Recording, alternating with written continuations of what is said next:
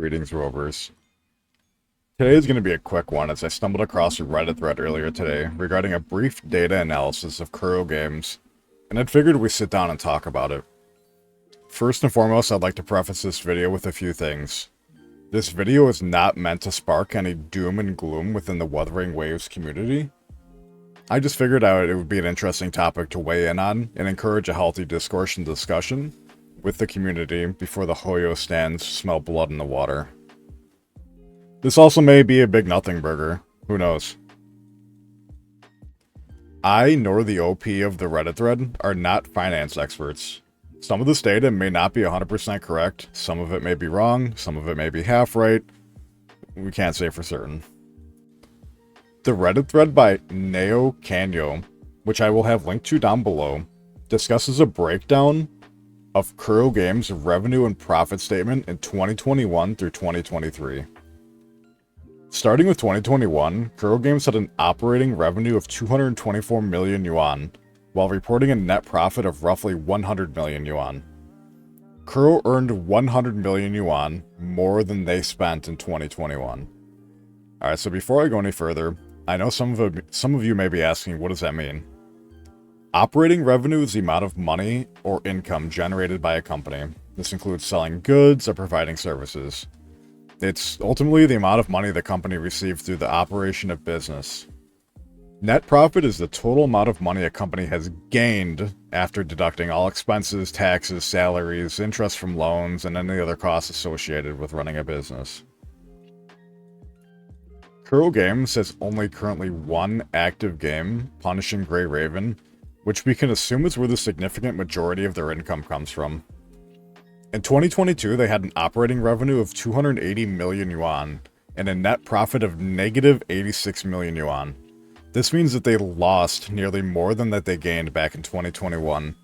This is clearly indicative of a few things.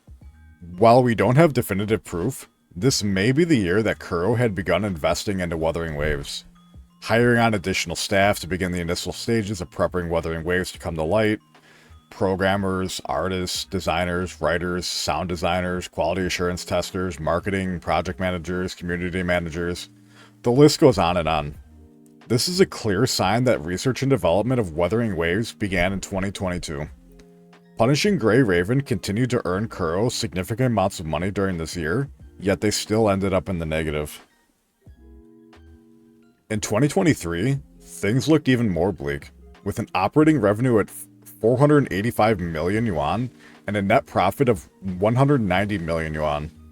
It is a clear and enormous amount of money that has went into Wuthering Waves. This brings us to a combined total for 2022 and 2023 of negative 206 million yuan, which equates roughly to $38 million. As we are only 5 months through the year in 2024, we don't have accurate data to pull from, but I would assume Kuro is even more in the negative due to the massive amounts of work that goes into finishing up a game for the launch date. And marketing has kicked up over the past few weeks as well, so there's another significant portion, and I can only imagine how much money has went into marketing Wuthering Waves. Looking at another similar chart, we have the total assets and liabilities of Kuro over the same time frame. Kuro made an amazing jump with its assets from 2022 to 2023, and this is assumed because in March 2023, Tencent announced its investment into Kuro Games, acquiring roughly 14% of the company's shares for their investment. This could have greatly inflated Kuro Games' assets, while reducing their liabilities from the income raised by Tencent. So before everyone starts freaking out about Tencent's ownership within the company, the original founders of Kuro Games still own about 48% of the shares, while Hero Games, their second biggest investor, owns about 37%. This leaves roughly about 14%, which is where Tencent comes in. As the OP of the thread points out, the amount of operating revenue that Kuro Games gets is simply about 0.2% of Tencent's revenue, which makes sense considering the massive amount of things that they invest in. Alright, so enough with the financial talk. So what does this all mean? At the end of the day, this is all pretty standard for a company creating a new game.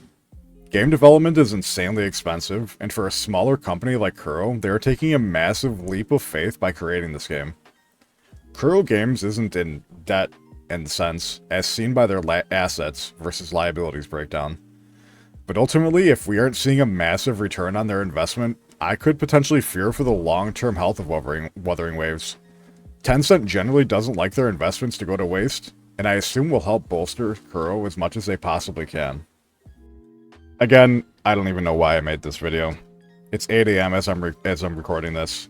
I should have went to bed hours ago. I just can't sleep, but I figured I'd make something about this just to have something for you guys to discuss, because I think this is pretty interesting information. If anything, I'd like to see this as a call to arms to help out Kuro. Yeah, I know, don't defend million-dollar companies. Companies are evil, etc. But I think Kuro Games is legitimately giving us a really good game from what I've seen. At least give it a shot if you aren't even a big fan of, you know, the aesthetic or anything like that. I'm curious to hear your guys' thoughts down below. I still think this is a big nothing burger at the end of the day, but I'm interested in hearing from any financial experts out there. Alright guys, I'll see you in the next one.